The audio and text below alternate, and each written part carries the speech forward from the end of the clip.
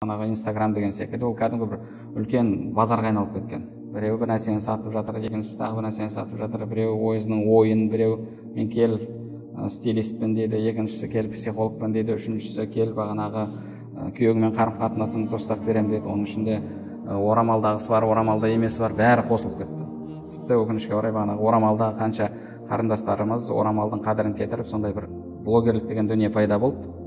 Жақында бір жақсы сөз оқып қалдым. Қазіргі кезде егер бір ер кісіні қарғамақшы болсаң, ең ауыр қарғы соған әйелің блогер болсын деген сөз дейді. Мысалы бағанағы орамалдағы қыздар суреттерін қояды, парақшаларын ашып қойған, оған еркегі де кіреді, әйелі де кіреді. Енді жарайды, бір жабық парақшада Құраннан тек қана бір сабақ беріп жатса, енді оны түсінуге болады енді.